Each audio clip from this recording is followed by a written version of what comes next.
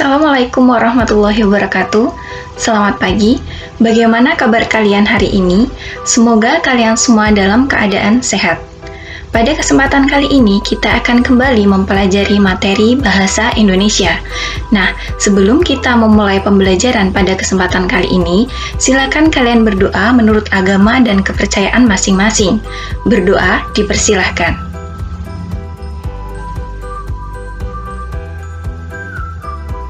Berdoa selesai, kemudian demi kelancaran pembelajaran pada kesempatan kali ini, silakan kalian persiapkan. Yang pertama, persiapkan buku teks bahasa Indonesia. Yang kedua, persiapkan buku tulis kalian masing-masing dan juga alat tulis, agar ketika kita mempelajari materi pada kesempatan kali ini, kalian bisa sambil mencatat materi yang akan kita pelajari. Nah, pada kesempatan kali ini kita akan mempelajari tentang identifikasi unsur teks cerita pendek. Apakah kalian masih ingat apa itu teks cerita pendek? Kalian tentu sering mendengar apa itu teks cerita pendek atau teks cerpen. Nah, pada kesempatan kali ini kita akan berfokus mengenai unsur-unsur dalam teks cerita pendek. Apa saja unsurnya dan jenis-jenis unsur dalam teks cerita pendek. Namun sebelum itu, mari kita mengenal tujuan pembelajaran pada kesempatan kali ini.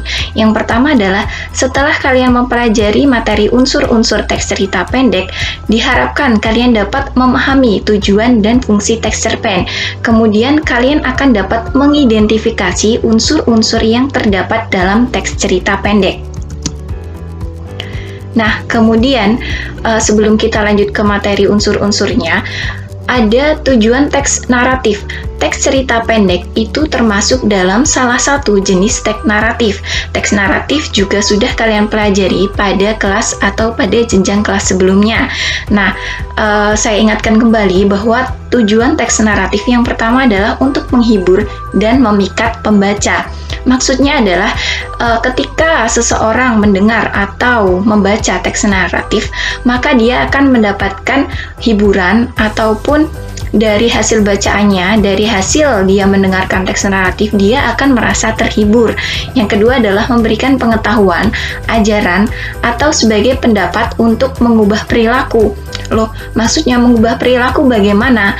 Ketika seseorang membaca teks naratif, maka jika dalam teks naratifnya tersebut berisi tentang bagaimana cara menjadi seseorang yang lebih baik, bagaimana caranya bersikap kepada orang lain, maka secara tidak langsung dia juga bisa mempelajari perilaku baik yang dapat dia tiru.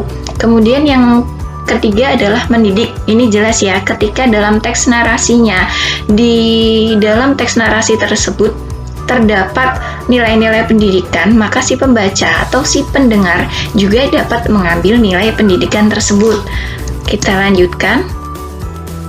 Selanjutnya kita akan masuk tentang teks cerita pendek itu apa sih? Nah, kita ingat kembali ya bahwa teks cerita pendek adalah sebuah karangan fiktif yang memaparkan kisah kehidupan seseorang secara ringkas dan singkat yang berfokus pada suatu tokoh saja.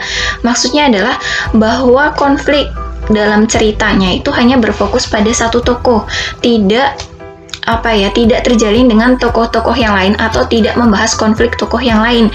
Itu yang membedakan antara teks cerita pendek dengan novel ya. Ketika dalam novel yang dijelaskan itu kisahnya akan lebih panjang dan lebih kompleks. Hanya saja dalam teks cerita pendek maka tokohnya hanya berpusat pada satu tokoh saja. Kemudian unsur pembangun teks cerita pendek. Nah, dalam unsur pembangun ini dikategorikan menjadi dua, yaitu yang pertama unsur intrinsik dan yang kedua adalah unsur ekstrinsik. Apa saja unsur intrinsik, apa saja unsur ekstrinsik? Mari kita bahas. Yang pertama ada unsur intrinsik. Nah, dalam unsur intrinsik ini ada beberapa hal. Yang pertama adalah tema, kemudian tokoh dan penokohan, alur, latar, sudut pandang, gaya bahasa, dan amanat. Tentunya kalian sudah sering mendengar unsur intrinsik dalam teks cerita pendek. Hanya saja kita akan kembali membahas apa saja unsur intrinsik. Yang pertama adalah tema. Maksudnya tema itu adalah pokok atau inti pembicaraan dalam suatu teks, yaitu teks cerita pendek ya. Nah, maksudnya pokok atau inti ini bagaimana?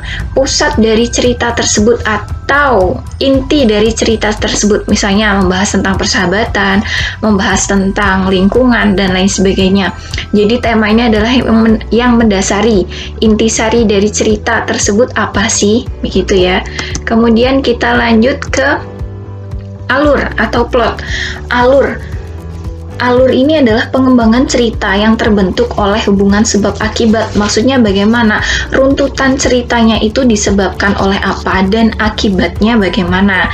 Nah, jenis-jenis alur yang biasa kita jumpai itu ada 3 macam, yaitu yang pertama alur maju, yang kedua adalah alur mundur, yang ketiga adalah alur campuran. Yang membedakan antara ketiga jenis alur ini adalah dalam alur maju, yang pertama kali dijelaskan atau diawali dengan pengenalan tokoh terlebih dahulu, kemudian pengenalan latar, kemudian masalah muncul, masalah meningkat atau konflik meningkat, kemudian ada penyelesaian dan juga ada akhir atau penutup. Sedangkan alur mundur itu kebalikannya, biasanya diawali dengan penyelesaian terlebih dahulu, baru kemudian ada anti klimaksnya, kemudian ke klimaksnya, kemudian baru kemunculan konflik, kemudian baru tahap pengenalan. Jadi kebalikannya dari alur maju. Dan yang ketiga adalah alur campuran. Maksudnya alur campuran ini adalah bisa dilihat dari namanya, berarti alur campuran antara alur maju dan alur mundur. Nah, bagaimana runtutannya? Biasanya dalam alur campuran ini ada atau disajikan konfliknya dulu atau puncak masalahnya dulu, kemudian dilanjutkan dengan bagaimana sih atau penjelasannya kok ada konflik tersebut, kemudian justru akan dilanjutkan dengan pengenalan, dilanjutkan dengan anti klimaks atau konflik menurun, dan juga diakhiri dengan penyelesaian. Jadi ada campuran antara alur maju juga alur mundur. Kita lanjutkan ke unsur berikutnya, yaitu latar atau setting. Latar ini erat hubungannya dengan waktu, tempat, ataupun suasana berlangsungnya cerita. Nah, latar itu dibedakan menjadi 3. Yang pertama adalah latar tempat, yang kedua adalah latar waktu, dan yang terakhir adalah latar suasana. Latar tempat maksudnya di mana sih tempat terjadinya cerita tersebut, kemudian waktunya kapan, dan suasananya bagaimana. Ketiga hal ini adalah termasuk jenis latar atau yang biasa disebut dengan setting. Kita lanjut dengan tokoh dan penokohan. Nah, tokoh ini termasuk dalam unsur intrinsik ya, atau pokok. Kalian pasti sudah mengetahui jika ada sebuah cerita pasti ada tokohnya atau siapa yang menjadi pusat cerita tersebut. Yang dimaksudkan dengan tokoh adalah pelaku atau pemain di dalam cerita, sedangkan penokohan adalah sifat ataupun watak tokoh dalam cerita. Nah, ketika kalian membaca cerpen, kalian bisa mengetahui watak tokoh atau watak pelaku ini dilihat dari ucapan, pemikiran, atau pandangan ketika terjadi suatu masalah. Nah, biasanya dalam sebuah cerita, tokoh-tokoh tersebut wataknya itu dibagi menjadi 4 atau jenisnya ya, ada 4. Yang pertama adalah tokoh protagonis, yang kedua adalah tokoh antagonis, yang ketiga adalah tokoh tritagonis, dan yang terakhir adalah tokoh figuran. Maksudnya tokoh protagonis ini adalah dia itu sebagai tokoh utama yang sifatnya itu positif atau baik. Berbeda dengan tokoh antagonis, dia ini juga tokoh utama, namun sifatnya itu berbanding terbalik dengan protagonis ya, atau tokoh utama tadi. Namun, antagonis ini sifatnya negatif, jadi kebalikannya. Dan yang ketiga adalah tokoh tritagonis.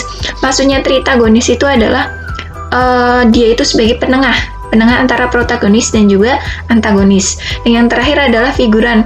Maksudnya tokoh figuran ini adalah tokoh-tokoh yang membantu tokoh utama dalam alur ceritanya, dalam runtutan ceritanya. Kemudian kita lanjut ke unsur berikutnya, yaitu sudut pandang. Maksudnya sudut pandang itu apa sih? Sudut pandang itu adalah strategi penulis untuk menyampaikan cerita ya. Nah, secara umum biasanya sudut pandang itu ada dua macam, yaitu sudut pandang orang pertama dan sudut pandang orang ketiga. Nah, masing-masing ini ada dua. Unsur berikutnya adalah sudut pandang. Sudut pandang itu apa sih? Sudut pandang adalah strategi penulis untuk menyampaikan cerita.